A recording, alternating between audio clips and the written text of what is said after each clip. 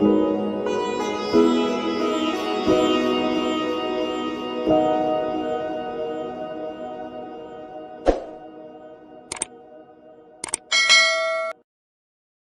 நாம் ஒன்றை தெரிந்து கொள்ள வேண்டும். இது உலகத் தாய்மொழி நாள் என்று தமிழிலே சொல்வது பிழை. இது பன்னாட்டு தாய்மொழிகள் நாள். International Day of Mother Tongue என்று சொல்வதும் World Day of Mother Tongue என்று சொல்வதற்கும் வேறுபாடு இருக்கிறது. உலகம் முழுவதற்கும் ஒரே ஒரு தாய்மொழி இல்லை. உலகம் பல தாய்மொழிகளை கொண்டிருக்கிறது. தாய்மொழி நாளில் முன்வைக்கப்படுகிற சிந்தனையே என்னவென்றால், ஒற்றை மொழியால் ஆனதல்ல மக்கள் சமூகம். அது பல மொழிகளை பேசுகிறது. உலகமெங்கும் ஆயிரக்கணக்கான மொழிகள் இருக்கின்றன. இந்தியாவிலும் அப்படித்தான் நூற்றுக்கணக்கான மொழிகள் உண்டு. இவற்றுள் செப்பமுற்ற சில மொழிகளை நாம் முன்வைக்கிறோம். தாய்மொழி நாள் என்பதை பற்றி முதலில் ஒன்றை நாம் தெளிவுபடுத்திக் கொள்ள வேண்டும். தாய்மொழி என்று ஒரு மொழியை நாம் எவ்வாறு அழைக்கிறோம்? தாயின் வழியாக பெறப்பட்ட மொழி. ஒரு குழந்தை பிறந்த உடனே தாய் இறந்து விட்டால் அவளுக்கு எது தாய்மொழி? அந்த குழந்தைக்கு எது தாய்மொழி? அது அவரை எடுத்து வளர்க்கிறவருடைய தாய்மொழியாக இருக்கலாம். அவரை ஒரு காப்பகத்திலே நீங்கள் வளர்த்தால் அந்த காப்பகத்திலே நிர்வாகம் செய்கிறவருடைய தாய்மொழியாக இருக்கலாம். சரி, தாய் யாராக இருந்தாலும் அந்த தாய்க்கு இந்த மொழி எப்படி கிடைத்தது? அவள் எங்கிருந்து இந்த மொழியை பெற்றாள்? அவளுடைய உடலில் ஊறுகிற தாய்ப்பாலை போல இது எங்காவது உடலிலே ஊறுகிறதா? அது உடல் சார்ந்ததல்ல, சமூக வாழ்க்கை சார்ந்தது. ஒரு மொழியை ஒருவர் மட்டும் பேசிக்கொண்டு இருக்க முடியாது. கேட்பதற்கு இன்னொருவர் இருக்க வேண்டும். இருவர் மட்டும் பேசிக்கொண்டிருக்க முடியுமா என்றால் முடியாது. மொழி என்பது ஒரு சமூக விளைச்சல். அந்த மொழியை ஒரு சமூகம் பேசுகிறது. அந்த பேசுகிற சமூகம் தேசிய சமூகம் எனப்படுகிறது. அது ஒரு நேஷனல் கம்யூனிட்டி. அதைத்தான் நாம் நேஷனாலிட்டி என்று சொல்கிறோம்.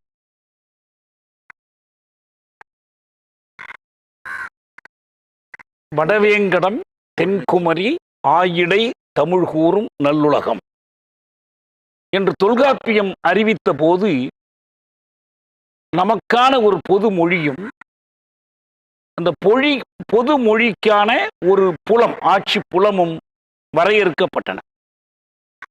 தமிழ் தேசிய இனம் என்பது அங்கிருந்து தொடங்குகிறது. பிறகு மற்ற கூறுகள் வரலாற்று வழியில் வந்து சேர்கின்றன. இன்றைக்கு அந்த எல்லை சுருங்கி இருக்கிறது. ஆனாலும் நமக்கென்று ஒரு தாய் தேசம் இருக்கிறது, தாய் மண் இருக்கிறது. ஒரு குழந்தை சிறு வயதில் அயல் நாட்டுக்கு போய்விடுகிறது. அது அயல் நாட்டில் பிறந்து வளர்கிறது.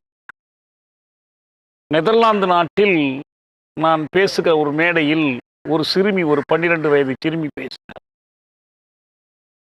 என் தாயார் என்னை தமிழிலே பேசுமாறு பணித்தார்கள். நான் தமிழிலேயே பேசுகிறேன். ஆனால் எனக்கு ஒரு சந்தேகம். நமக்கு தாய்மொழி நெதர்லாந்திய மொழி தானே, அது எப்படி தமிழ் தாய்மொழி ஆக முடியும் என்று அவள் கேட்டாள். நான் அங்கு பிறந்தால் அவள் படிக்கிற பள்ளிக்கூடத்தில் நெதர்லாந்திய மொழி அவளுக்கு கற்றுத்தரப்படுகிறது. அவள் உடன் விளையாடுகிற குழந்தைகளோடு அந்த மொழியில்தான் அவள் பேசுகிறாள். அவர்களோடு சண்டை பிடிப்பதென்றால் அந்த மொழியிலே சண்டை பிடிக்கிறாள். அவர்களோடு விளையாடுவதென்றால் அந்த மொழியிலே விளையாடுகிறாள்.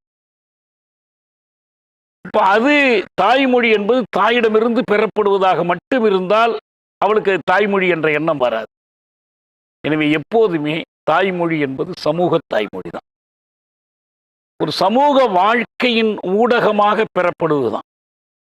நாம் சொல்லுகிறோம், ஒரு கருத்தை வெளியிடுவதற்கு, கருத்தை பெற்றுக்கொள்வதற்கு அதற்கு ஒரு ஊடகம் வேண்டும். ஆனால் கருத்து எங்கிருந்து இருந்தால்தானே வெளிப்படுத்த முடியும். இந்த கருத்து பெறப்படுவது சமூக வாழ்க்கையிலிருந்து பெறப்படுகிறது. இயற்கை, சமூகம் ஆகியவற்றினுடைய எதிரடிப்பு தான் மூளையில் சிந்தனையாகிறது. அந்த சிந்தனையை வெளிப்படுத்துவது தான் மொழி. ஒரு சில கதைகளில் நாம் படிக்கிறோம். ஒரு கை குழந்தையை கொண்டு போய் காட்டிலே விட்டுவிட்டு வந்து விடுகிறார். அல்ல காட்டிலே ஏதோ ஒரு விலங்கு தூக்கி போய் விடுகிறது. காட்டிலே வழி தவறி போகிறது. அந்த நேரம் அதனை ஒரு விலங்கு எடுத்து வளர்க்கிறது. அந்த குழந்தை உருவத்திலே மனித உருவத்தோடு இருக்குமே தவிர, அது எழுப்புகிற ஓசை, அது பேசுகிற முறை எல்லாமே அந்த விலங்கை ஒத்ததாக இருக்கும். எனவே இது உடல் சார்ந்த ஒரு விளைச்சல் அல்ல, இது சமூகம் சார்ந்த ஒரு விளைச்சல். மனிதன் ஒரு சமூக விலங்கு என்பது ஒரு புகழ்மிக்க வாசகம். ஒரு சமூக உயிர் அவன். இந்த மனிதன் சமூக உயிராக இருப்பதற்கான வழி மொழியை கொண்டுதான் பிறக்கிறது. மொழி இல்லாமல் மனித சமூகம் இல்லை. மனிதன் சாதி இல்லாமல் இருக்கலாம், மதம் இல்லாமல் இருக்கலாம், வேறு எதை வேண்டுமானாலும் இழக்கலாம். மொழியை இழக்கும் போது அவன் இந்த மனித தன்மையை, மனிதனாக இருக்கிற அமைப்பை அவன் இழந்து விடுகிறான். அதனால்தான் எல்லா மாற்றங்களுக்கும் மொழி அடிப்படையாக இருக்கிறது. மொழியை அலட்சியப்படுத்த முடியாது. எங்கிருந்து இந்த அலட்சியம் வருகிறது? மொழி மீதான ஆதிக்கம் எங்கிருந்து வருகிறது? இந்த மொழி பேசுகிற மனிதனை அடிமைப்படுத்த வேண்டும் என்றால் அவனுடைய மொழியை ஒடுக்க வேண்டிய தேவை இருக்கிறது. ஒரு இனத்தை அழிக்க வேண்டும் என்றால் அவனுடைய மொழியை அழித்து விட வேண்டும். இந்த மொழி அழிந்ததற்கு பிறகு அந்த இனம் அதே இனமாக இருக்காது. அந்த மொழியை இழந்து விடும், வேறொரு இனமாக கலந்து போகும், அல்லது வேறொரு இனமாக கலப்பட இனமாக மாறும். இந்த மொழியை இழந்ததற்கு பிறகு அதனுடைய சிந்தனை திறன், அதனுடைய படைப்பாற்றல், அதனுடைய பண்பாடு யாவற்றையும் இழந்துவிடும். இந்தியாவில் சுதந்திர போராட்டம் நடைபெறுகிற காலத்தில் மொழி சிக்கல் என்பது குறித்து நிறைய விவாதங்கள் நடந்தன. அயலவர் ஆதிக்கத்தால் நாம் இழந்தது அனைத்துக்கும் முதலாவதாக தாய்மொழி கல்வியைத்தான் என்று காந்தியார் சொன்னார். அந்த கருத்திலே ரொம்ப ஆழமாக ஊன்றி நின்றார்.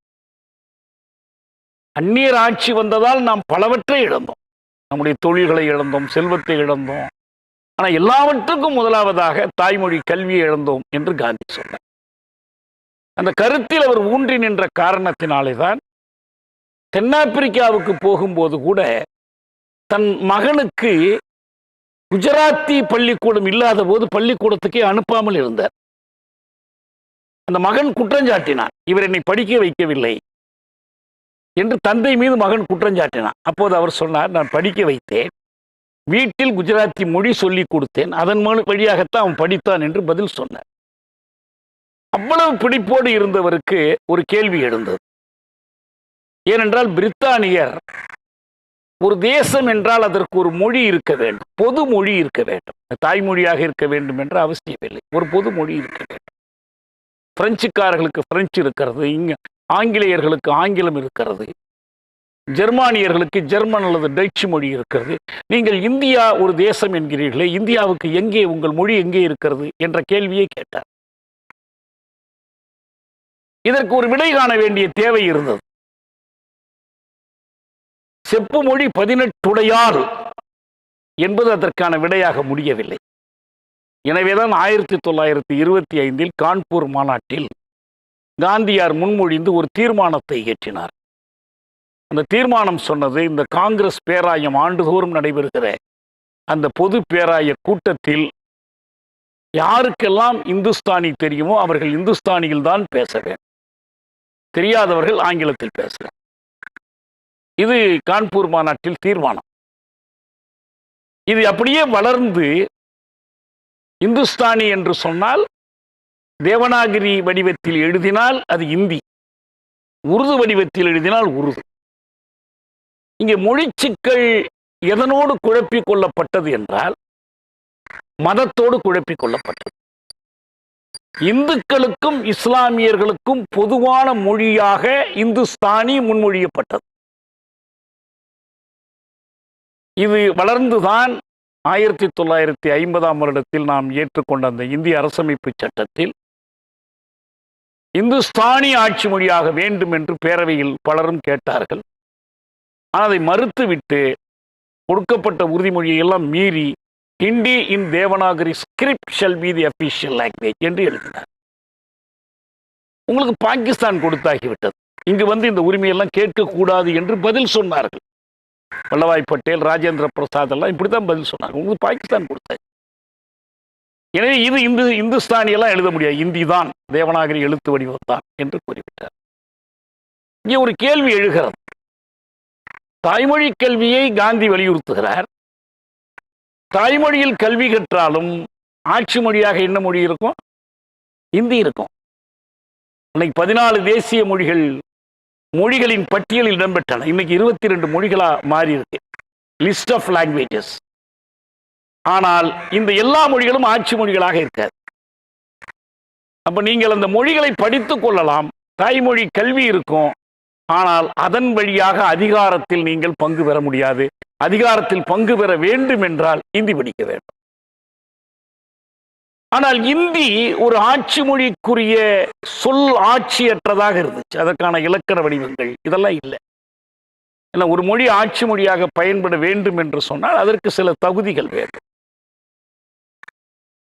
இந்திய அரசமைப்பு சட்டத்தில் 17வது பகுதி 343வது உறுப்பு இந்திதான் ஆட்சி மொழியாக வேண்டும் என்று சொன்ன உடனே 50 ஜனவரி 26 முதல் நாம் இந்தியை பயன்படுத்துவோம் என்ற முடிவை எடுக்கல. 15 ஆண்டு அவகாசம் கொடுக்கிறாங்க. 65 ஜனவரி 26 முதல் தான். நம்ம தமிழ்நாட்டில் மொழி போர் வெடித்தது ஏன் 65 வெடித்ததுன்னா 65 ஜனவரி 26 தொடங்கும். ஏன் இந்த 15 ஆண்டு அவகாசம்? இந்தி இன்னமும் அந்த பொறுப்புக்கு அணியமாகவில்லை, அதற்குரிய வளத்தை பெறவில்லை. வளம் பெற்ற வேறு மொழிகள் இருக்கலாம், ஆனால் இந்திய தேசியம் என்ற ஒன்றை நிலைநிறுத்த வேண்டும் என்றால் இந்தி வழியாக தான் நிலைநிறுத்த முடியும். அதுவரைக்கும் என்ன செய்யலாம்? ஆங்கிலத்தை துணைக்கு வைத்துக் கொள்ளலாம். ஆங்கிலம் தான் ஆட்சி மொழியாக இருக்கும். 65க்கு பிறகும் இந்தி இன்னும் முழு அளவில் தயாராகவில்லை என்றால் ஆங்கிலத்தை துணைக்கு வைத்துக் கொள்ளலாம். அடுத்து இன்னொன்று செஞ்சாங்க. 351வது உறுப்பில் சொன்னாங்க, இந்தியை வளப்படுத்த வேண்டும், வலுப்படுத்த வேண்டும். இந்தியாவினுடைய பன்முக பண்பாட்டின் செல்வங்களை எல்லாம் இந்திக்குள் கொண்டு வந்து இறக்க வேண்டும். எல்லாவற்றிலும் குறிப்பாக சமஸ்கிருதத்தினுடைய சொல் வடிவங்களையும் இலக்கணங்களையும் இந்தியில் சேர்த்து அதனை ஆட்சி மொழியாக்க. இது 351வது உறுப்பு. நீங்க நல்ல ஒன்று கூர்ந்து பார்க்கணும். இந்திய ஆட்சி மொழி என்று முடிவெடுத்தவர்கள் இந்திய ஆட்சி மொழியாக்குவதற்கு சமஸ்கிருதத்தை எல்லாம் பயன்படுத்த சொன்னவர்கள் இந்த ஆட்சி மொழியை உச்ச நீதிமன்றத்திலும் உயர் நீதிமன்றத்திலும் ஆளும் மொழியாக மாற்றவில்லை, இன்று வரை இல்லை. 348வது உறுப்பு என்ன சொல்லுதுன்னா, English shall be the language of the Supreme Court and the High Courts. அதுக்கு மட்டுமல்ல, நீங்கள் புதிதாக இயற்றுகிற சட்டங்களின் மொழி எதுவாக இருக்கும்னா ஆங்கிலமாக தான் இருக்கும். நீங்க ஒரு மாநில அரசு சட்டம் இயற்றினாலும் சரி, நடுவண் அரசு சட்டம் இயற்றினாலும் சரி, அல்லது அவசர சட்டங்கள் பிறப்பித்தாலும் சரி, இது எல்லாமே ஆங்கிலத்தில் மட்டுமே இருக்கும், இந்தியில இருக்காது. இந்திய ராஷ்டிர பாஷாங்கிறான், அபிஷியல் லாங்குவேஜுங்கிறான், என்னென்னமோ பெருமையை சொல்றான். ஆனா சுப்ரீம் கோர்ட்ல போய் இந்தியில மனு கொடுத்தால் அது இந்தி என்பதற்காகவே நிராகரிக்கப்படும். 348ல ஒரு சலுகை கொடுத்தான், 3வது உறுப்பு, 3வது விதி, துணை விதி, துணை கூறு என்னன்னா, ஆளுநர் விரும்பினா மேலே எழுதி குடியரசுத் தலைவருக்கு எழுதி ஒப்புதல் வாங்கி நீதிமன்ற மொழியாக இல்ல வழக்காடு மொழியாக பயன்படுத்தலாம், மனு கொடுக்கலாம், அதுல வாதிடலாம். ஆனா தீர்ப்பு ஆங்கிலத்தில் தான் கொடுப்பாங்க.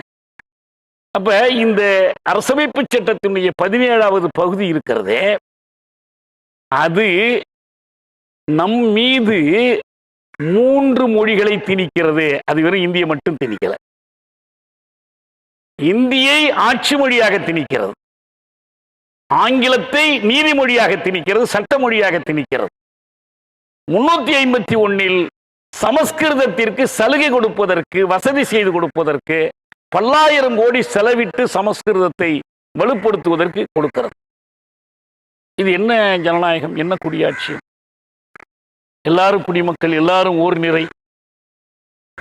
தமிழர்களுக்கு எதிரான, மற்ற தேசிய இனங்களுக்கு எதிரான ஒரு ஒடுக்குமுறையினுடைய வடிவம்தான் இந்திய அரசமைப்பு, குறிப்பாக இந்த 17வது பகுதி.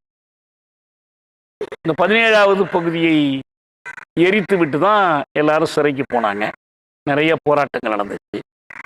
65 ஜனவரி 26 அன்று இந்த 17வது பகுதியை தான் மதுரை தெப்பக்குளக்கரையில் தியாகராயர் கல்லூரி மாணவர்கள் காளிமுத்துவும் காமராசனும் எரித்தார்கள். திமுக பலமுறை இந்த 17வது பகுதியை எரித்து போராட்டம் நடத்தியது. ஒரு உண்மை என்னவென்றால், அந்த போராட்டத்தை கொண்டுதான் 67 திமுக ஆட்சிக்கு வந்தது. தமிழ்நாட்டில் திமுக ஆட்சிக்கு வந்ததற்கு பிறகு 67 தொடங்கி அண்ணா பெயரில் உள்ள கட்சியோ அண்ணா பெயரில் இல்லாத கட்சியோ திராவிட இயக்க கட்சி தான் இன்று வரை ஆட்சியில் இருக்கிறது. இடையில வேறு யாருக்கும் அந்த நிழல்ல ஒதுங்க கூட இடம் கொடுக்கல. மாநில ஆட்சி மட்டும் இல்ல, இந்திய அரசாங்கத்தில் அமைச்சர்கள் பங்கு பெற ஆரம்பிச்சாங்க. கடைசி வரை இருந்தாங்க. மன்மோகன் சிங் ஆட்சியில 10 ஆண்டு இருந்தாங்க. அதுக்கு முன்னால அதிமுக வாஜ்பாய் அரசாங்கத்தில் இருந்தாங்க. எல்லாம் இருந்தாங்க. எல்லாம் கூட்டி கழித்தால் 17வது பகுதி அச்சு பிசகாமல் அப்படியே அட்டனக்கால் போட்டு உட்கார்ந்து இருக்கிறார். 105 திருத்தம் வந்துடுச்சு அரசமைப்பு சட்டத்துல. இந்த 17வது பகுதியில் ஒரு திருத்தம் கூட வரல. இது அப்படியே இருக்கு. நம்ம மீண்டும் ஒரு மொழி போராட்டம் பற்றி பேசிட்டு இருக்கிறோம். பழைய மொழி போராட்டத்திலிருந்து என்ன பெற்றோம்? என்ன விளைவு வந்துச்சு? இந்த நேரு உறுதிமொழி கொடுத்தாருன்னு சொல்லுவாங்க. ஈவைக்கு சம்பத்துக்கு ஒரு கடிதம் எழுதினாரு, அப்புறம் பார்லிமெண்ட்ல பேசினாரு. என்ன உறுதிமொழி அது? இப்ப அண்ணா ராஜ்யசபையில மாநிலங்களவையில் பேசும்போது சொன்னார், 14 மொழிகளையுமே ஆட்சி மொழிகளாக்கணும், இதுதான் எங்க கட்சியோட கோரிக்கைன்னு சொன்னார். எப்படிங்க ஒரு நாட்டில் 14 மொழி ஆட்சி மொழி ஆக்க முடியும் என்று கேட்டாங்க. சுவிட்சர்லாந்துல 3 மொழிகள், ஒரு சின்ன நாடு, அங்க ஜெர்மன், பிரெஞ்சு, இத்தாலியன் 3 மொழி பேசுறவங்க. இப்ப அண்மை காலத்துல ரொமானிஷ்னு ஒரு மொழியையும் சேர்த்துட்டாங்க. எல்லா மொழிகளும் ஆட்சி மொழி, அந்தந்த பகுதியில் அந்தந்த மொழிதான் கல்வி மொழி, எல்லாத்தையும் இருக்குது. அண்ணா சுட்டி காட்டினார். அது சுவிட்சர்லாந்துல வந்தது. சுவிட்சர்லாந்தை சுட்டி காட்டுவதற்கெல்லாம் முன்னால 1917ஆம் ஆண்டில் ருஷ்ய புரட்சிக்கு பிறகு லெனின் 17 மொழிகளையும் ஆட்சி மொழிகளாக்கினார். 17 மொழிகளையும் கல்வி மொழிகளாக்கினார். எந்த மொழிக்கு எழுத்து வடிவம் இல்லையோ அந்த மொழிக்கு எழுத்து வடிவத்தை கொண்டு வந்தார். அரசாங்கத்துக்கு அவரவர் தாய்மொழியில் கடிதம் எழுதுவதற்கும் விடை அதே மொழியில் பெறுவதற்குமான உரிமையை பெற்றுக் கொடுத்தார். காந்தியின் மொழிக் கொள்கை தாய்மொழி கல்வியை வலியுறுத்தியது. லெனினும் தாய்மொழி கல்வியை வலியுறுத்தினார். அது பிறப்புரிமை என்றார். ஆனால் லெனினின் காந்தியின் தாய்மொழி கொள்கை இங்கே தோற்றது. லெனினின் தாய்மொழி கொள்கை அங்கே வெற்றி பெற்றது. ஏன்னா இது வெறும் பயிற்று மொழி, பயில் மொழி பற்றிய கேள்வி மட்டுமல்ல. கல்வி மொழி ஆட்சி மொழியா இருக்கணும். நம்ம மொழியை படிக்கிறது எதுக்கு? இலக்கியங்களை எல்லாம் படித்து சுவைத்து தாலாட்டு கேட்டு தூங்குவதற்காக, ஆளுவதற்காக, நம்முடைய அதிகாரத்தை நிலைநிறுத்துவதற்காக. எதுக்கு நண்பர்களை நான் சொல்றேன்னா, ரொம்ப முக்கியமான கேள்விக்கு வரணும். தமிழ்நாடு பூராவிலும் பாஜகவினர் ஒரு தீவிரமான பரப்புரையில் ஈடுபட்டிருக்கிறாங்க. 3 மொழி படிச்சா என்ன? அதை ஏன் தடுக்கிறீங்க? அவன் சிபிஎஸ்இ ஸ்கூல்ல படிக்கிறான், மெட்ரிகுலேஷன் ஸ்கூல்ல படிக்கிறான், இன்டர்நேஷனல் ஸ்கூல்ல படிக்கிறான். நீங்க அந்த சாதாரண அரசு பள்ளிகளில் 3 மொழி படிக்க நீங்க ஏன் அனுமதிக்க மாட்டேங்கிறீங்க அப்படின்னு கேட்குறாங்க. முதல்ல ஒன்று புரிஞ்சுக்கணும். அது என்னன்னா, எந்த மொழியை நாம் கல்வி மொழியாக ஏற்கணும், எந்த மொழியில் என்ன பாடத்தை படிக்க வேண்டும் என்பது அந்த பாடத்தையும் பாடத்துக்கு பொருத்தமான மொழியையும் பொறுத்தது. எண்ணிக்கையினால இல்ல. நீங்க அதிக மொழி கற்றவர்கள்லாம் பெரிய அறிவாளிகள்னா, நீங்க மகாபலிபுரத்துல கைடு வேலை பார்க்கறவன் எத்தனையோ மொழி பேசுறான், ஒன்றும் பிரச்சனையே இல்லை. சீன புரட்சியினுடைய தலைவர் மாசேத்துங்குக்கு சீன மொழி மட்டும்தான் தெரியும். அவருக்கு கீழே வேலை பார்த்த சோவென்லாய்க்கு பல ஐரோப்பிய மொழிகள் தெரியும். 25 வருஷம் கார்ல் மார்க்ஸ் லண்டன்ல உட்கார்ந்து முதலை எழுதுகிற காலத்தில் அவருக்கு ஆங்கிலம் தெரியாது. ஒரு கட்டத்தில் அவர் என்ன பண்ணாரு, ருஷ்ய சமூகத்தில் ஏற்பட்டிருக்கிற வளர்ச்சி போக்குகளை ஆய்வு செய்வதற்காக மொழிபெயர்ப்புகளை நம்ப முடியவில்லை என்பதால் ருஷ்ய மொழியை 56 வயசுக்கு பிறகு தானே போய் கத்துக்கிட்டார். கத்துக்கிட்டது மட்டும் இல்ல, கற்றுக்கொண்டதை ரொம்ப செவ்வன கற்றதால் ருஷ்ய மொழிபெயர்ப்பை அவர் திருத்தி கொடுக்குற அளவுக்கு கற்றுக்கிட்டார். தேவை இருந்தால் கற்றுக்கொள்ளலாம். மார்க்ஸை விட பல மொழிகள், கூடுதலான மொழிகள் எங்கெல்ஸுக்கு, ஃப்ரெட்ரிக் எங்கெல்ஸுக்கு தெரியும். ஆனால் அவர் எப்பயுமே மார்க்ஸை தனக்கு மேலே தான் வைத்து கொண்டு பார்த்தார். இப்போ எனக்கு தமிழ் வழி கல்வியில் உறுதியான நம்பிக்கையை கொண்டு இருக்கிறேன். எங்கள் ஊரில் பள்ளிக்கூடம் இல்லை, எனவே நான் கொண்டு இங்கிலீஷ் ஸ்கூலில் சேர்த்துட்டேன்னு சேர்க்க மாட்டேன். அப்படி இல்லைங்கும் போது நானே பள்ளிக்கூடம் ஆரம்பித்தேன். அந்த அளவுக்கு நான் உறுதியாக இருக்கிறேன். இந்த பள்ளிக்கூடத்தில் யார் உங்கள்கிட்ட வந்து சேர்ப்பாங்கன்னா, என் பொண்ணை நான் முதல்ல சேர்க்குறேன்னு சேர்த்து படிக்க வச்சோம். தாய்த்தமிழ் கல்வி பணி இயக்கமே அப்படி தான் தொடங்கி நடத்தப்பட்டு, இப்பயும் அதில் மாற்று கருத்தே இல்லை. ஏன்னா நான் என் பொண்ணுக்கு கெடுதல் செய்ய விரும்பலை, அதான் காரணம். ஒரு குழந்தைக்கு அயல் மொழியை திணிப்பது என்பது அந்த குழந்தையை வதைப்பது. அது இயல்பான கல்வி இல்லை. எப்படி இருக்கணும்? இன்குலாப் எழுதினார், தாய் தமிழ் பள்ளி பற்றி எழுதினார். அது தாயின் மடி போல் ஒரு பள்ளின்னு எழுதினார். ஒரு குழந்தை எங்கு உட்காருவதை இன்பமா கருதும்னா, நீங்க ஒரு மெத்த நாற்காலில் உட்கார்றதில்ல, அம்மா மடியில தான் உட்காரணும். எப்படி அந்த கல்வி இருக்கணும்? ஒரு பறவை தன்னுடைய குஞ்சுக்கு பறக்க கற்றுக் கொடுப்பது போல இருக்கணும். குதிரையை வண்டியில போட்டு சவுக்கால் அடிக்கிற மாதிரி இருக்கக்கூடாது. இந்த தாய்மொழி கல்வியை நம்ம முதலே நான் சொல்லிட்டேன், தாய்மொழி இந்த வீட்டு தாய்மொழி, அந்த வெளியூர் தாய்மொழியெல்லாம் இல்லை, இந்த சமூகம் முழுவதற்குமான தாய்மொழி தான். அவங்க வந்து வீட்டில் இன்னொரு மொழி பேசுறாங்க, அதெல்லாம் பிரச்சனையே இல்லை. நமக்கு தமிழ் சமூகத்தில் ஒரு அங்கமாக இருக்கிறாங்க, தமிழ் சமூகத்தில் தான் நம்மளுடைய வாழ்க்கை இருக்கிறது என்றால், அவங்களுடைய தொழில் நடக்கிறது என்றால், அதுக்கெல்லாம் எது மொழியோ அதுதான் அவங்க மொழி. நீங்க அவங்க வீட்டில் வேற மொழி பேசுறாங்க, குழுவுக்குரியா இருக்குது, இதெல்லாம் நமக்கு முக்கியமே இல்லை. தாய்மொழி இதுதான். ஒவ்வொரு தேசிய மொழின்னு சொல்லலாம். சரியா சொன்னா தமிழ்நாட்டின் தேசிய மொழி தமிழ், அதுதான் தாய்மொழி. இந்த மொழியை சமூகத்தினால் மட்டும்தான் தோற்றுவிக்கவும், சமூகத்தினால் மட்டும்தான் வளர்க்கவும், சமூகத்தில் மட்டும்தான் வளப்படுத்தவும் முடியும் என்பது தெரியாத மூடர்கள் தான் மொழியை குறுகிய இனவெறிக்கு பயன்படுத்துவார்.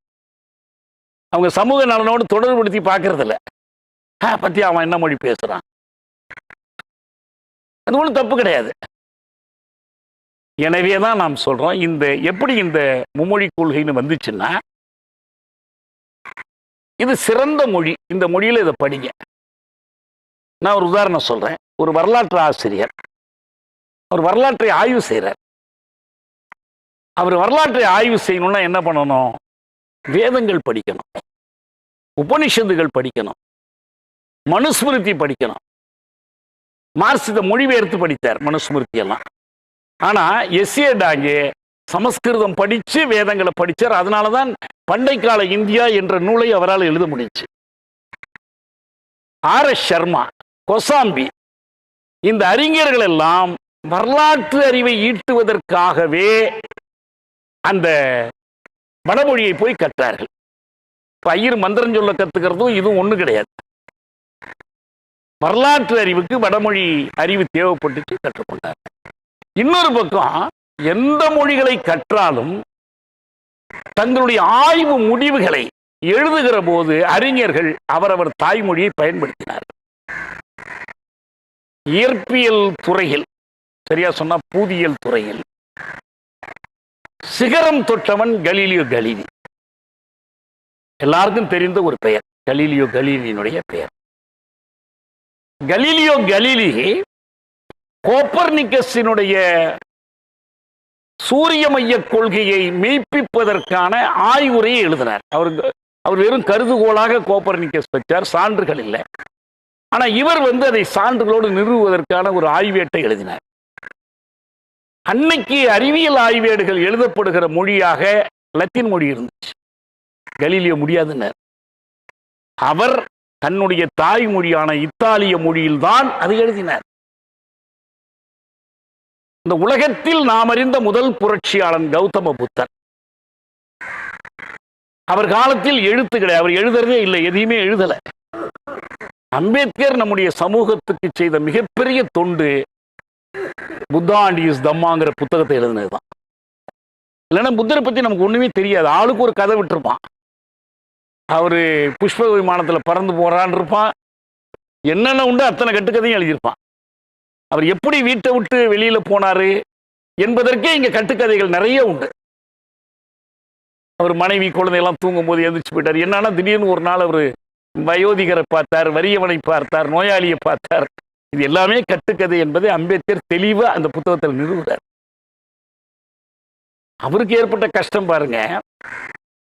புத்தகத்தை எழுதிட்டாரு, வெளியிட காசு இல்லை. அம்பேத்கருக்கு அரசமைப்பு சட்டத்தை இயற்றியவர்கள் ஒருத்தர், அவரது தலைவர், வரைவு குழு தலைவர். அவர் சட்ட அமைச்சராக இருந்த ஒரு நேரு அமைச்சரவையில் அந்த பதிவு விட்டு அவராக தான் விலகினாரு. ஆனால் இந்த புத்தகத்தை வெளியிட பணம் இல்லை என்று ஜவஹர்லால் நேருவுக்கு கடிதம் எழுதினார். இப்போ கூட அண்மையில் நான் பார்த்தேன், சில பேர் பேசும்போது அவர் பண்டிதர் அல்லவா, பண்டிதர்லாம் அவர் பண்டிதர்லாம் அல்ல நேரு, அவர் காஷ்மீர் பார்ப்பனர்களுக்கு பண்டிதர்னு பேரு.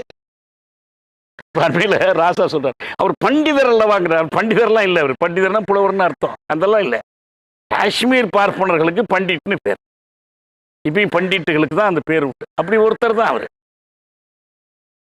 நேரு பல கட்டங்களில் அம்பேத்கரை அவமதித்தவர், இழிவாக நடத்தியவர். இந்த புத்தகத்தை எழுதுவதற்கு புத்தருடைய 2500வது பிறந்த நாளை முன்னிட்டு ஒரு குழு அமைத்திருக்கிறார்கள் ராஜேந்திர பிரசாத் தலைமையில். அதில் புத்தகங்கள் வெளியிடப் போகிறீர்கள். நான் ஒரு புத்தகம் எழுதியிருக்கிறேன் புத்தரை பற்றி, இதற்கு 20,000 ரூபாய் தேவைப்படுது, இதை வெளியிட்டால் நான் அந்த புத்தகத்தை விற்று காசு கொடுத்துட்றேன் என்று நேரு கடிதம் எழுதினார். எங்கள்கிட்ட போதிய காசு இல்லைன்னு நேரு பதில் எழுதினாருங்க. அவருக்கு ஆனந்த போனை நாட்டுக்கு கொடுத்து நாட்டை வீட்டுக்கு எடுத்து கொண்டு வராச்சே, அவர் எழுதினார் என்கிட்ட காசு இல்லை கொடுக்கறதுக்கு என்று எழுதினார். அவர் மறைந்த பிறகுதான் அந்த புத்தகம் வந்துச்சு. அதே போல ரிடல்ஸ் ஆஃப் இந்துயிசம் அதுவும் எழுதினார், வெளியிட முடியல. அந்த புத்தர் எல்லாரும் இங்க தர்மம் தான், புத்தர் என்ன எழுதினார்? தம்மம். ஏன் தர்மம் என்று வடமொழியில் சொல்லப்படுவது மனு தர்மத்தை, வர்ண தர்மத்தை, இந்து தர்மத்தை. ஆனால் புத்தர் சொன்ன தம்மம் என்பது நம்ம தமிழ்ல வள்ளுவர் சொன்ன அறத்தை. தம்மம் என்பது அறம். புத்தாண்டி இஸ் தம்மா என்று எழுதினார். இதன் வழியாக புத்தரை தெளிவா நிறுவினார். புத்தரை நமக்கெல்லாம் அவர் தான் அறிமுகம் செய்தார். இன்னைக்கு புத்தரை பற்றி தெரிந்து கொள்ள வேண்டும் என்றால் அம்பேத்கர் தான் படிச்சாகணும். அந்த மாதிரி அந்த புத்தர் இதை முக்கியமா சொல்ல வருது என்னன்னா, அவருடைய சீடர்கள்ல சில பார்ப்பனர்கள் இருந்தாங்க, மற்ற வகுப்பினர் இருந்தாங்க. அவர் வாழுகிற காலத்தில், ஏன்னா அவர் அரச குடும்பத்திலேருந்து வந்தவர் தான், ஆனால் பெரிய அரசருடைய ஆதரவு மற்றதெல்லாம் இல்லை. அதுக்குள்ள நம்ம விரிவாக போக முடியாது. ஆனால் தன்னுடைய முடிவுகளை அவர் தாய்மொழியாகிய பாலி மொழியில்தான் பேசினார். சொன்னாங்க சீடர்கள்லாம், சாமி நீங்க சமஸ்கிருதத்தில் பேசிங்கன்னா ராஜாக்கெல்லாம் ரொம்ப பிடிக்கும், உங்களை கூப்பிட்டு ஆதரவு கொடுப்பாங்கன்னார். முடியாது, நான் பாலி மொழியில் தான் பேசுகிறேன். அந்த பாலி மொழி சொல் தான் தம்மம் என்பது. காரல் மார்க்ஸ் மூலமுதலை கேபிட்டல் தாஸ் கேபிட்டல் எழுதுறார். அன்னைக்கு அரசியல் பொருளாதாரம் என்று சொல்லப்படுகிற அந்த பொருளியலுக்கு ஏற்ற மொழி ஆங்கிலம் தான். மெய்யியல் தத்துவ ஞானத்துக்கு ஏற்ற மொழி ஜெர்மன். அரசியலுக்கும் காதலுக்கும் ஏற்ற மொழி பிரெஞ்சு. ஆனால் இவர் இந்த ஆய்வுகளை எல்லாம் ஆங்கில புத்தகங்களை படித்து, மொழிபெயர்ப்புகளை படித்து, பல நூல்களை படித்து, அந்த பிரிட்டிஷ் மியூசியத்தில் உட்கார்ந்து குறிப்புகள் எல்லாம் எழுதி குவித்து, சிலவற்றை கரையான்கள் பகுத்தாயிட்டும் என்று கரையான்கள்கிட்ட ஒப்படைச்சிட்டு கடைசியா முடிச்சு நூல் எழுதும்போது தன் தாய்மொழியாகிய ஜெர்மன் மொழியில் தான் எழுதினார். தாய்மொழியாகிய ஜெர்மன் மொழியில் பல கலை சொற்கள் கிடைக்கவில்லை என்று வருத்தப்படுகிறார். ஆனாலும் இதில் தான் எழுதுவேன் என்று உறுதியாக நின்று எழுதினார். அங்கங்க ஒரு லத்தீன் சொல்லோ வேற்றுமொழி சொல்லோ இருந்தால் குறிப்பிட்டு வருத்தமா இருக்கு, இதை பயன்படுத்த வேண்டியிருக்கு, எனவே ஆனா நான் பயன்படுத்துறேன். இன்னைக்கு ஒண்ணுதான் நான் இறுதியா சொல்றேன். சட்டத்துறையில் நீதிமன்றத்தில் புழங்குகிற சொற்கள், நீங்க வழக்கறிஞர்கள் இருந்தால் உங்களுக்கு தெரியும். இப்போ சுமோட்டு அப்படின்னு இருக்கு, தப்பா சுமோட்டோம்பாங்க, சுமோட்டுன்னு இருக்கு. இப்போ இந்த நோட்டீஸ் ஒவ்வொன்றுக்கும் 4 வகையான ரிட் மனுக்களுக்கும் அந்த பேர் இருக்கு. எல்லாம் லத்தீன்ல தான் இருக்கு. இன்னைக்கு வரைக்கும் ஆங்கிலத்தில் இல்லை. ஆனா இவை அனைத்தும் இன்றைக்கு தமிழில் இருக்கிறது. ஏன் சட்டக்கல்லூரியில், நம்ம அம்பேத்கர் சட்டக்கல்லூரியில் நம்ம மாணவர்கள் தமிழ் வழியில் சட்டம் படிக்கிறாங்க. தமிழ் வழியில் சட்டம் படிச்சதனுடைய விளைவு என்னன்னா, சட்டத்துறையில் நீதிமன்றங்களில் மேல் சாதிக்காரர்களுடைய ஆதிக்க கோட்டையை உடைச்சிட்டாங்க. மாவட்ட நீதிமன்றம் வரைக்கும் உடைச்சாச்சு. அதுக்கு தான் விடமாட்டேங்கிறான். ஹைகோர்ட்டையும் சுப்ரீம் கோர்ட்டையும் நாங்கள் தான் வச்சுப்போங்கிறான். அங்கேயும் தமிழ்ல வாதிடலான்னு வந்துச்சு, தமிழ்ல நீதிமன்ற தீர்ப்புகள் வந்துருச்சுன்னா இந்த ஆதிக்கம் உடைஞ்சிடும். அதனால நண்பர்களே, எதை படிப்பதற்கு எது ஏற்ற மொழி என்ற அடிப்படையில் இருந்து ஒரு குழந்தை ஒரு மொழி கற்பதற்கு பதில் சில கல்விகள்ல ஒரு மொழி போதும். ஒருத்தர் தமிழ் புலவர், தொல்காப்பியம், சிலப்பதிகாரம், ஐம்பெருங்காப்பியம், ஐஞ்சிருங்காப்பியத்தெல்லாம் ஆய்வு பண்ணி ஆய்வுரை எழுத போறார். அதுக்கு ஒரு மொழி போதுமே. அவர் வேறு ஒரு மொழிபெயர்ப்பு வேணும்னா ஒருத்தர்கிட்ட கொடுத்தா மொழிபெயர்க்க போறாங்க. ஆல்பர்ட் ஐன்ஸ்டீன் இயற்பியல் வானியல்ல வல்லவர், ஆனா கணிதத்துல வீக்கு. எங்க போனாலும் கூடவே ஒரு கணக்காசிரியர் அழைச்சிட்டு போயிடுவாரு. கூடவே அவருக்கு ஒரு குடும்ப மருத்துவர் மாதிரி ஒரு குடும்ப கணக்காசிரியர் வச்சிருந்தாரு. அதனால ஒன்றும் குறைஞ்சு போயிடல.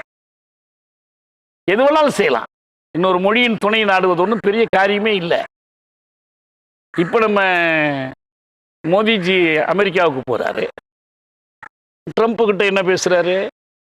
இவர் தாய்மொழியில பேசுறாரு. ஒன்றும் பெருமை குறைவு ஒண்ணுமே இல்லை. அது ஒரு அம்மா மொழிபெயர்த்து கொடுக்குறாங்க. அவர் இங்கிலீஷ்ல பேசுறது இவருக்கு மொழிபெயர்த்து கொடுக்குறாங்க. இது கொஞ்சம் லஞ்சம் தெரிஞ்ச மொழிக்கு இது ஒண்ணுமே இல்லை. இவர் ஜிபெங்கியை பார்க்க போறாரு சைனாவுக்குன்னா, இதுல எதுவுமே இவரால் எதுவுமே பண்ண முடியாது. இவர் தாய்மொழியில மட்டும்தான் பேச முடியும். அவங்க தாய்மொழியில மட்டும்தான் அவர் பேசுவாரு. மொழிபெயர்த்துக்கலாம். இதுக்காக எல்லாரும் எல்லா மொழிகளையும் கத்துக்கிட்டு தலையில சுமக்கணும் என்ற அவசியமே இல்லை. ஒரு குழந்தைக்கு, சராசரியான கல்வி பெறுகிற குழந்தைக்கு அதனுடைய தாய்மொழியில் பயிற்று மொழி இருக்கணும். முதல் பயில் மொழி இருக்கணும். இரண்டாவதாக ஒரு பயில் மொழியை கற்றுக்கொள்வது நல்லது. உலகெங்கும் இது நடைமுறை. இதை தாண்டி இன்னொரு மொழி தேவை கருதி இல்லாமல் கற்க வேண்டும் என்பதற்காகவே சுமத்தப்படுமானால் அது மொழி சுமை. இருமொழி சுமை, மும்மொழி இதை விட பெரிய சுமை. இல்ல சுமை இல்லை, கற்க கற்க அறிவு பெருகும். நிறைய மொழிகள் கற்றா நிறைய அறிவோட இருக்கலாம். ஏங்க 3ஓட நிறுத்துறீங்க? ஏன் 5 மொழி கத்துக்கணுங்களேன்? 10 மொழி கொள்கை கொண்டு வரலாம்ல. எண்ணிக்கையில பிரச்சனை 1, 2, 3 அல்ல. என்ன தேவை இருக்கிறது? நான் மூலதனம் மொழிபெயர்க்கிற போது ஐயோ ஜெர்மன் தெரியவில்லையேன்னு ரொம்ப வருத்தப்பட்டேன். ஏன்னா மார்க்ஸை நேரடியாக மொழிபெயர்க்கலாம். மார்க்ஸை ஒருத்தர் இங்கிலீஷ்ல மொழிபெயர்த்து அந்த இங்கிலீஷ் சரியா இருக்கான்னு பார்த்து அதுல இருந்து நான் இங்கிலீஷ்ல 2-3 பேர் மொழிபெயர்க்க எந்த இங்கிலீஷ் எடுத்துக்கிறது? சரி, வயசு கடந்து போச்சு, இனிமேல் முடியாதுன்னு விட்டாச்சு. ஆனா கற்றுக்கிட்டா நல்லது தானே. நமக்கு எந்த மொழி மேலேயும் வெறுப்பு கிடையாது. நம்ம தாய்மொழி நம்ம சமூக தாய்மொழி என்பதால் அந்த சமூகத்தை நேசிக்கிறோம், மக்களை நேசிக்கிறோம், அந்த மொழியை நேசிக்கிறோம். பிற மொழிகளை வெறுக்கிறோம் என்று பொருள் கிடையாது. ஆனால் இந்த மும்மொழி எப்படி வந்ததுன்னு வரலாறை சொன்னால் இது எதுக்காக இன்னைக்கு வலியுறுத்துறாங்கன்னு நீங்க புரிஞ்சுக்குவீங்க. இந்திய அரசமைப்பு சட்டம் நம்ம 17வது பகுதி பற்றி சொன்னேன். அதுல ஆட்சி மொழி பற்றி இருக்கு, நீதிமொழி பற்றி இருக்கு. இந்த அரசமைப்பு சட்டத்தில் எந்த இடத்திலும் கல்வி மொழி, பயிற்று மொழி பற்றி எதுவுமே இல்லை. ஏன் இல்லை? இந்திய அரசமைப்பு சட்டத்தில் மட்டுமல்ல, உலகத்தின் எந்த அரசமைப்பு சட்டத்திலும் இல்லை. ஏன்? குளிருக்கு போத்தீங்க, மழையில் நினையாம கொடை பிடிங்க என்றா சட்டமா சொல்லும்? இதான் இயல்பு. பசியானால் உணவு வேண்டும். மனிதனுக்கு அடிப்படை தேவைகள் குடிக்க நீரும், உண்ண உணவும், இருக்க இடமும் வேண்டும் என்று சட்டமா சொல்லும்? சொல்ல வேண்டிய தேவையே இல்லையே. 78 நாடுகளினுடைய கல்வி முறையை பற்றி ஆய்ந்து ஒரு அறிக்கை கொடுத்தாங்க. அந்த அறிக்கையில தாய்மொழி அல்லாத ஒரு மொழியை முதல் மொழியாகவும் அதையே பயிற்று மொழியாகவும் கொண்டிருக்கிற ரெண்டு நாடுகள்ல இந்தியா ஒண்ணு. அது தமிழ்நாட்டு ஹிமாச்சல பிரதேசத்தையும் ஆராய்ந்து கொடுத்தாங்க. நம்ம நலங்கிலி இதை வச்சு ஒரு புத்தகமே எழுதியிருக்காரு. கல்வியில் தாழ்ந்த தமிழகமேன்னு எழுதியிருக்காரு. எதுக்கு தேவை என்ன இருக்கு? எழுதல. ஆனா என்ன பண்ணாங்கன்னா, அரசமைப்பு சட்டம் நடைமுறைக்கு வருவதற்கு, அதாவது இயற்றப்படுவதற்கெல்லாம் முன்பே எல்லாம் விவாதிச்சுக்கிட்டு இருந்தாங்க, பேசிட்டு இருந்தாங்க. 1948 யூனிவர்சிட்டி கமிஷன் ஒரு கமிஷன் போட்டாங்க, பல்கலைக்கழக ஆணையம். இந்த பல்கலைக்கழக ஆணையம் தான் முதல்ல மும்மொழி கொள்கையை பற்றி பேசியது. அது வரைக்கும் மெக்காலே காலத்தில் இங்கிலீஷ் வேணுமா வேண்டாமா, தமிழ் வழி கல்வி வேணுமா வேண்டாமா, இதெல்லாம் இருந்துச்சு. ஆனா என்ன இல்லைன்னா, இந்த மும்மொழி 4 மொழி 5 மொழி பேச்சே இல்லை. முதல்ல பல்கலைக்கழக ஆணையம் இந்தியாவில் மும்மொழி கொள்கையை கடைபிடிக்க வேண்டும் என்று கூறியது. என்ன மும்மொழி? தாய்மொழி, ஆங்கிலம், மூன்றாவதாக ஒரு மொழி. அந்த மூன்றாவதாக ஒரு மொழி என்பது இந்தி பேசாத மக்களுக்கு இந்தி. தமிழ், ஆங்கிலம், இந்தி, இதான் 3 மொழி. இந்த 3 மொழி கற்றுக்கொள்ள வேண்டும். சரி, இந்தி பேசுகிறவர்களுக்கு, அவங்களுக்கு தாய்மொழி இந்தி ஆங்கிலம்னா அப்ப 2 ஆயிடுது. தாய்மொழி இந்தி ஒண்ணு தானே. அதுக்கப்புறம் அதுல திருத்தங்கள்லாம் கொண்டு வந்தாங்க. இன்று வரையிலும் இந்தி பேசக்கூடிய மாநிலங்களில் ஒரு மொழி கொள்கை தான் கடைபிடிக்கப்படுகிறது. ஆங்கிலம் விருப்ப பாடம் மட்டுமே. அவங்க இந்தியை மட்டும்தான் படிக்கிறாங்க. வேறு மொழி படிக்க வேண்டிய தேவையே அவர்களுக்கு வரல. அதனால இழப்புன்னா அவங்களுக்கு இழப்பு. இதை கற்றுக் கொடுத்தா சுமைனா அது அவங்களுக்கு சுமை. இது ஏன் இந்த பாகுபாடு? அங்க ஒரு ஐஏஎஸ் அதிகாரி, இந்தி பேசுகிற மாநிலத்தினுடைய ஒரு ஐஏஎஸ் அதிகாரி, அவர் இந்தி பேசுகிறவராக இருந்தால் அவர் இந்தியிலேயே எல்லாத்தையும் நடத்தி கொள்வார். இந்தியிலேயே அவர்கிட்ட குறை கேட்பாங்க, இந்தியிலேயே அதை தீர்த்து வைப்பார். அவருக்கு ஆங்கிலம் தேவையே இல்லை. ஆனா இங்கே ஏற்கனவே ஒரு தமிழ் வேண்டி இருக்கு. இங்கிலீஷ் தெரிஞ்சவனா தமிழ் கூடுதலாக கற்றுக்கணும், தமிழ் தெரிஞ்சவனா இங்கிலீஷ் கூடுதலாக கற்றுக்கணும். இப்ப கூடுதலா இந்தி, இது சுமை தானே. சரி, அப்ப என்ன சிறப்பு என்ன? இந்தியில பிரேம்சந்த் கதைகள் இருக்கு, இந்தியில கபீர்தாஸ் பாடல்கள் இருக்கு, இந்தியில என்னென்ன புத்தகமெல்லாம் வந்திருக்கு. அதெல்லாம் நம்ம மாணவர்களுடைய அறிவு செல்வத்தை பெருக்குவதற்கு உதவும் என்று சொல்லி இது பரிந்துரைக்கப்பட்டதா என்றால் இல்லை. யுனிவர்சிட்டி கமிஷன் என்ன சொல்லுதுன்னா, இந்தி பேசுவதாக சொல்லும் மாநிலங்களிலேயே உண்மையில் இந்தி பேசுகிறவர்கள் சிறுபான்மையாக உள்ளனர். நல்லா புரிஞ்சுக்கிடணும். நீங்க ராஜஸ்தான்ல ராஜஸ்தானி மார்வாரி பேசுறான், அதை இந்தி பேசும் மாநிலத்தில் சேர்த்தாச்சு. பீகார்ல நம்ம அடல் பிகாரி வாஜ்பாயின்னு பேர் வருது இல்ல, அது மொழியோட பேரு பிகாரிங்க. நம்ம தமிழரசன் மாதிரி ஒரு பேர் வச்சிருக்காரு, பிகாரி வாஜ்பாய். பிகாரி, போஜ்பூரி இதெல்லாம் இந்தி அல்லாத மொழிகள். மைத்திலி, ஹரியானி, உத்தரகாண்ட் மாணவர்களை நான் சந்திக்கும் போது அவங்க சொன்னாங்க, இந்தி திணிப்பு உங்களுக்கு மட்டும் இல்லை எங்களுக்கும். எங்க தாய்மொழி உத்தரகாண்டி தான், ஆனா எங்க மேலே இந்திய திணிக்கிறான்.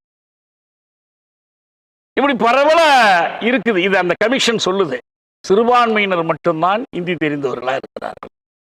சரி, அப்ப ஏன் இந்த மும்மொழி? வெளிப்படைய அந்த கமிஷன் சொல்லுது, Hindi must eventually replace English as federal language. அப்ப இந்த மைய அரசு மொழியை ஃபெடரல் லாங்குவேஜ்னு சொன்னாங்க. இறுதியாக என்றைக்காவது ஒரு நாள் ஆங்கிலத்தை தூக்கி எறிந்து விட்டு அந்த இடத்தில் இந்தியை ஆட்சி மொழி ஆக்க வேண்டும். அதுக்காக என்ன பண்ணணும்? எல்லாரும் 3 மொழி கொள்கையை கடைபிடிக்கணும். மும்மொழி கொள்கையினுடைய நோக்கமே என்னன்னா, இந்தியா முழுவதற்குமான ஆட்சி மொழியாக இந்தியை மாற்ற வேண்டும். இந்தியா முழுவதும் இருக்கிற மக்கள், மாணவர்கள், அவர்கள் இந்திக்காரர்களோ தமிழர்களோ வேறு யாரா இருந்தாலும் அவங்க கல்விக்கு உதவ வேண்டும் என்ற நோக்கம் அதற்கு இல்லை. இதனால பயன் கிடைக்கும் 3 மொழிகளை கற்றுக்கொள்வதால் என்பதெல்லாம் ஒண்ணுமே கிடையாது. இதுக்கு 48 இந்த ஆணையம், 64 6 காலத்தில் அவர்கள் எஜுகேஷன் பில்லுன்னு அதுக்கு ஒரு சட்டம் போட்டாங்க. அதில் மீண்டும் மும்மொழி கொள்கை. 1968 இந்திரா காந்தி அம்மையார் முதலாக NEP தேசிய கல்விக் கொள்கை என்று ஒரு கல்விக் கொள்கையை அறிமுகப்படுத்தினாங்க. அதுவும் இந்த மும்மொழி கொள்கை தான். 86 ராஜீவ்காந்தி அவர் ஒரு கல்விக் கொள்கை கொண்டு வந்தார். அதுவும் தேசிய, ஒவ்வொன்றும் வரும்போதெல்லாம் சொல்லுவாங்க புதிய கல்விக் கொள்கை, புதிய கல்விக் கொள்கை. இப்ப 3வது இப்ப வந்திருக்கிறது, 2020 வந்திருக்கு. இது கல்விக் கொள்கையை வலியுறுத்துது. ஆனா அந்த 68லையும் 86லும் கொண்டு வரப்பட்ட அந்த தேசிய கல்விக் கொள்கை, குறிப்பாக அதனுடைய மும்மொழி கொள்கையை எந்த மாநிலமும் ஏற்றுக்கொள்ள வேண்டும் என்ற கட்டாயம் இல்லை. நீ ஏற்றுக்கிட்டாதான் காசு கொடுப்போம், ஏற்றுக்கலன்னா கொடுக்க மாட்டேங்கிற பேச்சே இல்லை. நீ ஏற்றுக்காட்டா ஏற்றுக்கொண்டாலும் சரி, ஏற்றுக்கொண்டாலும் சரி. 86 நவோதயா கொண்டுட்டு வந்தாங்க. தமிழ்நாடு ஏற்றுக்கொள்ளலை. சரி, ஏற்றுக்கொள்ளனா போ, நான் வேற மாநிலத்தில் நடத்துக்கிறேன், முடிஞ்சு போச்சு உங்களுக்கு. ஆனா இப்பதான் என்ன பண்றாங்கன்னா, ஏற்றுக்கொள்ளணும், இல்லைன்னா நாங்க உன்னுடைய பங்கை கொடுக்க மாட்டோம், உனக்கு கொடுக்க வேண்டிய பணத்தை கொடுக்க மாட்டோம். 2வது இதுல ஒரு பெரிய சூழ்ச்சி இருக்கு. என்னன்னா, நீங்க ஏற்கனவே சொன்னீங்கல்ல இந்திய திணிக்கிறாங்கன்னு. நாங்க பாரு, இந்தி தான் இல்ல, இந்தி அல்லாத எந்த மொழியை வேணாலும் நீ படிச்சுக்கலாம். சமஸ்கிருதம் படிக்கணும், அது இந்த புதிய கல்விக் கொள்கையில ஒரு பகுதி, தேசிய கல்விக் கொள்கையில. 5ஆம் வகுப்பு 8ஆம் வகுப்புல தேர்வு வச்சு வடிகட்டணும், அது ஒரு கூறு. அரசும் தனியாரும் இணைந்து கல்விக்கூடங்களை உருவாக்கணும், கல்வி வளாகங்களை உருவாக்கணும். நிறைய இருக்கு. 3C சொல்லுவாங்க: கமர்ஷியலைசேஷன், சென்ட்ரலைசேஷன் அண்ட் கம்யூனலைசேஷன். இதுதான் அந்த கல்விக் கொள்கையுடைய சாரம்.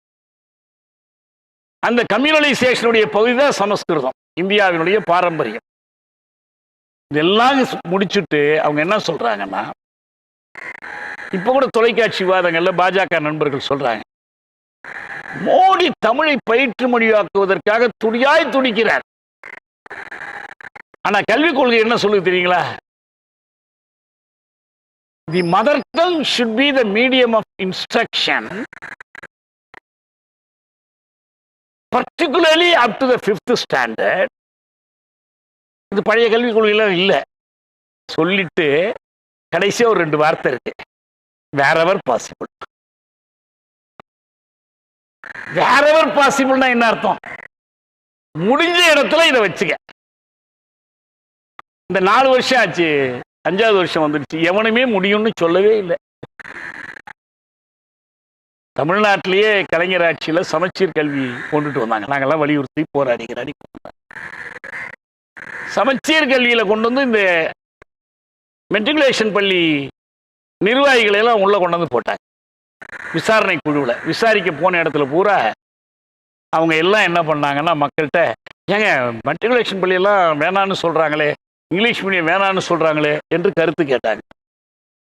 அந்த குழுவில் இருந்த நம்ம சாசி ராஜகோபால் ஐயா இப்ப இருக்கார், 95 வயசுல, சிறந்த கல்வியாளர். ஒரு கலைஞருக்கு ஒரு கடிதம் எழுதினார்: ஐயா, உங்களுக்கு சமச்சீர் கல்வியை நடைமுறைப்படுத்தும் நோக்கமா, வேண்டுமா வேண்டாமா என்று கருத்தறிவது நோக்கமா? நீங்க இந்த வியாபாரிகளை கொண்டு வந்து கருத்தறிய சொன்னீங்கன்னா என்ன நடக்கும்? எனவே நீங்கள் ஒரே ஒரு கேள்விதான், எப்படி நடைமுறைப்படுத்துவதுன்னு மட்டும் ஆய்வு பண்ணுங்க. நடைமுறைப்படுத்திட்டாங்க.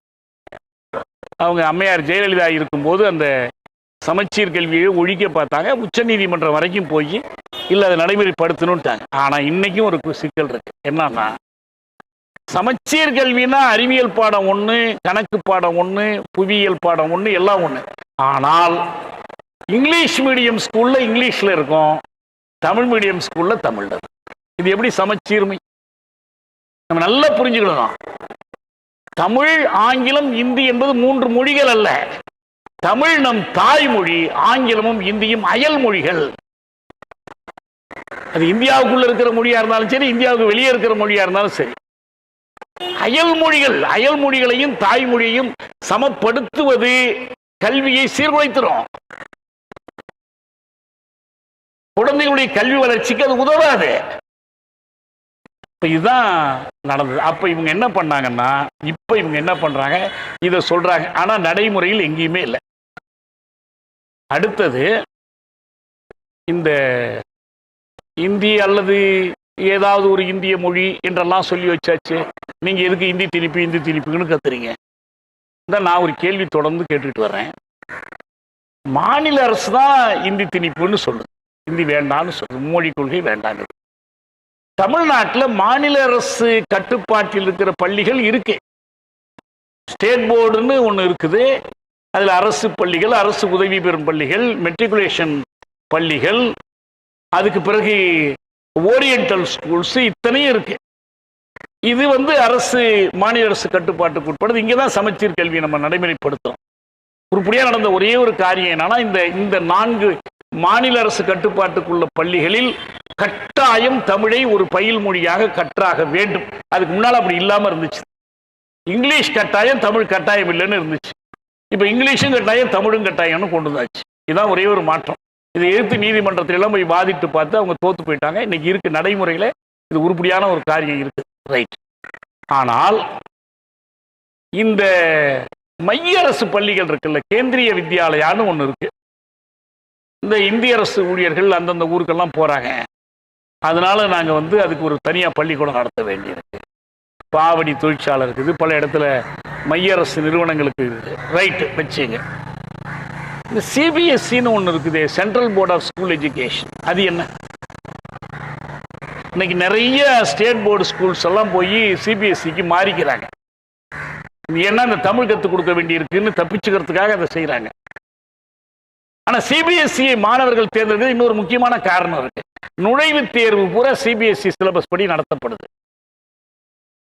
அனிதா மாநில அரசு பாடத்திட்டத்தில் படிச்சுட்டு அந்த பாடத்தில் தேர்வு வச்சா பரவாயில்ல, அவள் படிக்காத ஒரு பாடத்திட்டத்தில் தேர்வு வைக்கிறாங்க.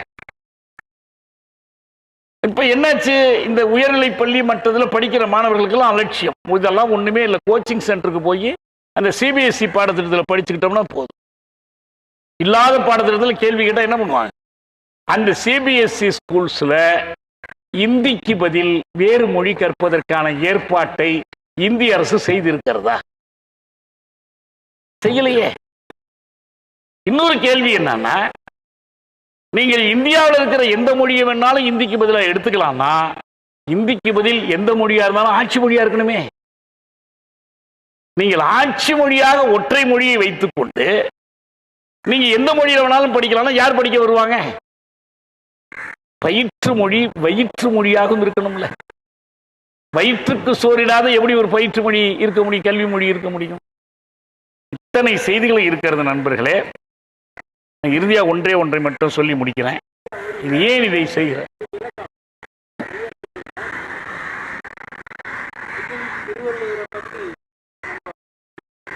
நான் முடிச்சிடுறேங்க ஐயா, ஒரே ஒன்று நான் இருந்துட்டு போறேன்.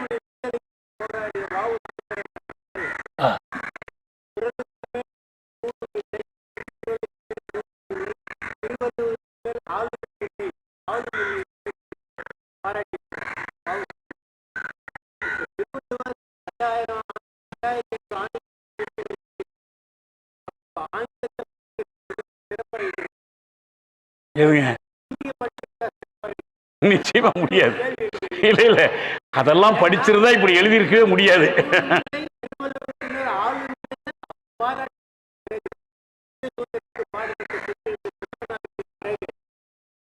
அது சரி சரி. இல்ல இல்ல இல்ல, யார் பாராட்டினாலும் இல்ல, யார் பாராட்டினாலும் யார் பாராட்டவில்லை என்றாலும் திருக்குறளுக்கு நிகரான இலக்கியம் உலகில் எந்த மொழியிலும் இல்லை. அதனுடைய நான் சொல்லி முடிச்சிடறேன். இங்க இருங்க.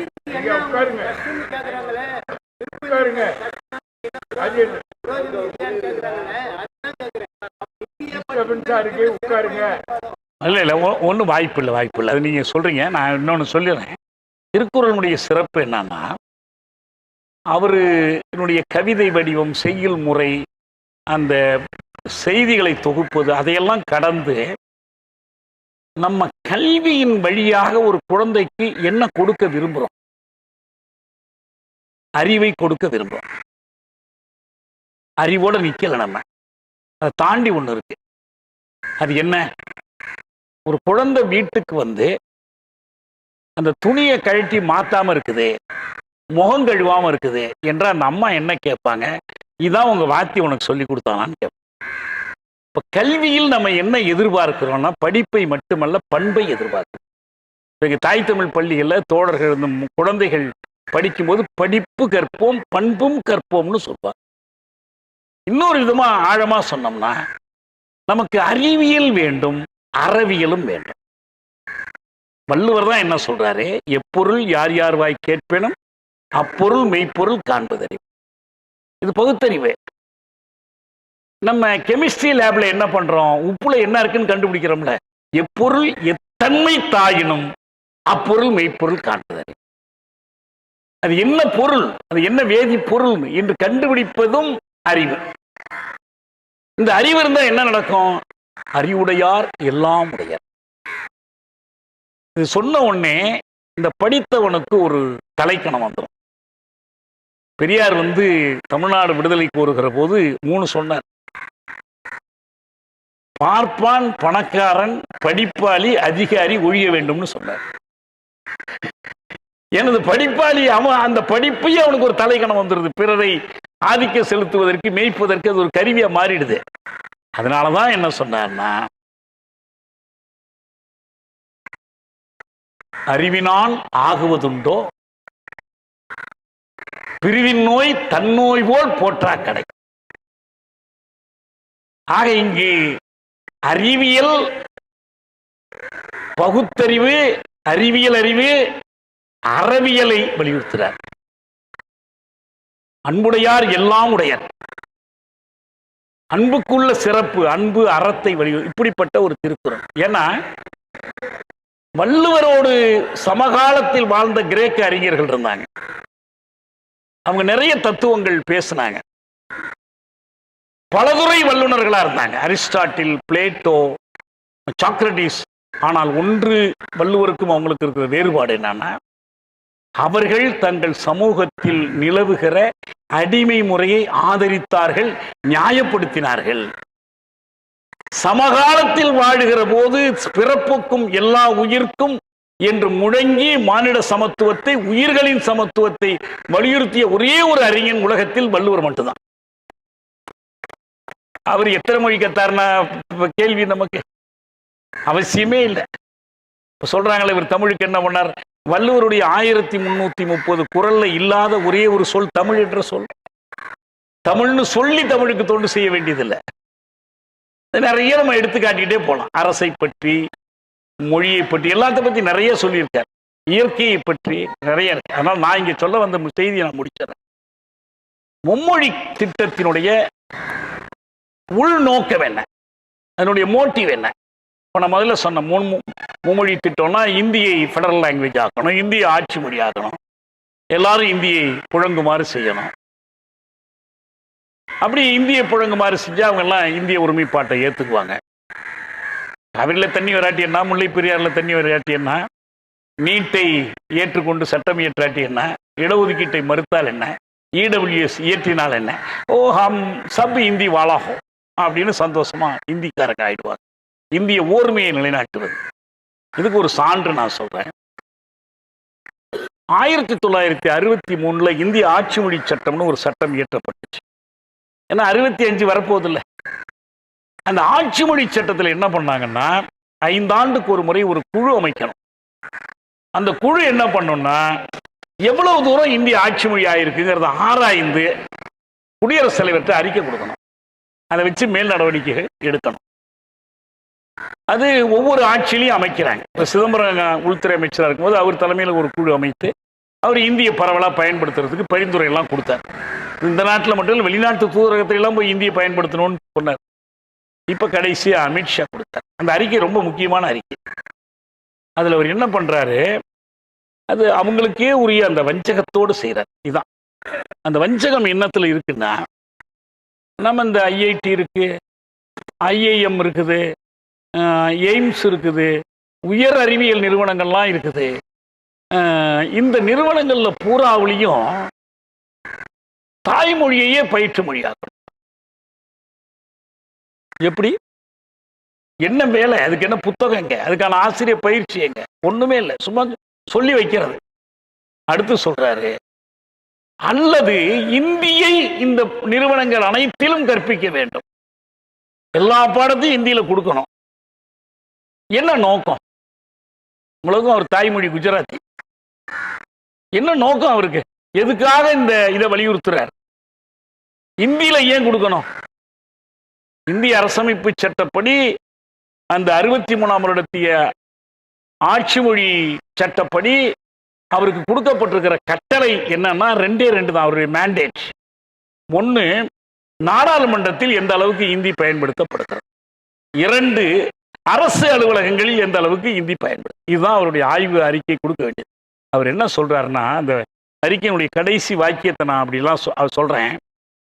நாம் இந்த நடவடிக்கைகளை எல்லாம் எடுக்கவில்லை என்றால் Hindi cannot be made the common language of India.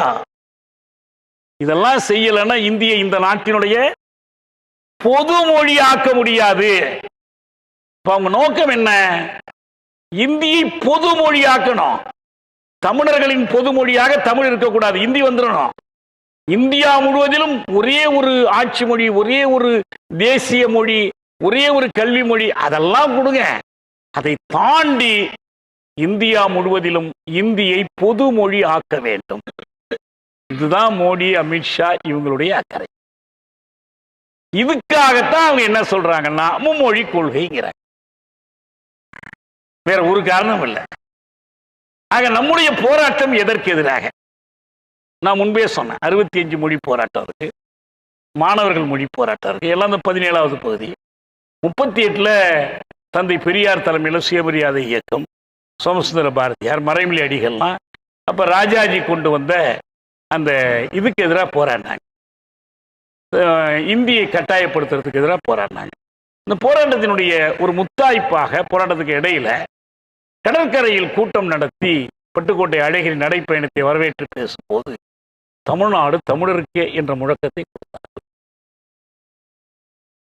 ஏன் பிரச்சனை? ஒரு மொழி படிக்கிறத பற்றிய பிரச்சனை. அவங்க சொன்னாங்க, இந்த நாடு தமிழர்களின் நாடாக இருக்குமானால் நீ நினைச்சவனெல்லாம் நினைச்ச மொழியெல்லாம் கொண்டு வந்து நுழைக்க முடியாது. தமிழர்களுக்கு இந்த நாடு சொந்தமானால் மட்டும்தான் இப்படி நுழைப்பதை நாம் தடுக்க முடியும். இப்போ நமக்கு 17வது பகுதிக்கு எதிராக நடந்த போராட்டம், 65 மொழி போராட்டம், அதுக்கு பிறகு பல கட்டங்கள் நடந்த போராட்டம், இது எல்லாத்திலையும் நமக்கு கிடைத்திருக்கிற படிப்பினை என்னன்னா, இந்தி ஆட்சி மொழி தகுதியிலிருந்து ஒரு அங்குலம் கூட மாறவில்லை. ஆட்சி மொழியை தாண்டி கல்வி மொழியா மாத்துறான். இப்ப கடைசியா பொதுமொழி அளவுக்கு கொண்டுட்டு வந்துட்டான். இப்ப என்ன பண்ண முடியும்? மீண்டும் அந்த தமிழ்நாடு தமிழருக்கே என்ற முழக்கம் நடைமுறைப்படுத்தப்படுவதன் மூலம் மட்டும்தான் மும்மொழி கொள்கையை எதிர்க்க முடியும். நம்முடைய போராட்டம் ஒரு அமைச்சருடைய ஒரு அறிவிப்பு, ஒரு சுற்றறிக்கைக்கு எதிராக அல்ல, இந்த சிஸ்டத்துக்கு எதிரானது. பாவலரேறு பெருஞ்சித்திரனார் சொன்னார், இந்தியா இருந்துட்டு போட்டோம், இந்திய மட்டும் தடுத்துடணும் அப்படின்னு நம்ம நண்பர்கள் நினைக்கிறாங்க. அவங்களுக்கு குதிரை வாங்கணும்னு ஆசையா இருக்கு, ஆனா குதிரை லத்தி போடுமேன்னு கவலையா இருக்கு. எனவே லத்தி போடாத குதிரையை தேடிக்கொண்டிருக்கிறார்கள் சொல்றார். இந்த கட்டமைப்பு இன்னைக்கு மோசமா போய்கிட்டு இருக்கு. முழுக்க முழுக்க ஒரு பாசிச வல்லாதிக்கத்தை நிறுவிக் கொண்டிருக்கு. அதனுடைய ஒரு கூறாக இது நடக்குது. எனவே அந்த வல்லாதிக்கத்துக்கு எதிராக கடுமையா முனைப்பா போராடுகிற, சரியான முழக்கங்களோடு போராடுகிற தேவையைத்தான் இந்த தாய்மொழி நாள் நமக்கு உணர்த்துது. நான் அடிக்கடி ஒன்று சொல்றது உண்டு, தமிழ்ல வந்த ஆட்சி மொழி மொழிபெயர்ப்புகள்ல ரொம்ப சிறப்பான ஒரு மொழிபெயர்ப்பு யார் கொடுத்தாங்கன்னு எனக்கு தெரியாது. ராஜ்யசபாவை மாநிலங்களவைன்னு மொழிபெயர்த்தாங்க. நீங்க ராஜ்யசபை மாநில அவைன்னு சொல்லிட்டு போயிடலாம்ல. ஏன்? ஒரு மாநிலம் அல்ல, பல மாநிலங்கள் அங்க ரெப்ரசன்ட் ஆகுது. கரெக்டா ரெப்ரசன்ட் ஆகுதா இல்லையா அது வேற விஷயம். அதுக்கு பேரு, ராஜ்யசபைக்கு பேரு மாநிலங்களவை. அதுபோல இது நமக்கு தாய்மொழிகள் நாள், பன்னாட்டு தாய்மொழிகள் நாள். மொழிப்பன்மை சிறக்கட்டும், மொழிகள் அனைத்தும் உரிமை பெறட்டும், மொழி பேசுகிற மக்கள் அனைவரும் விடுதலை பெறுவோம். நன்றி, வணக்கம்.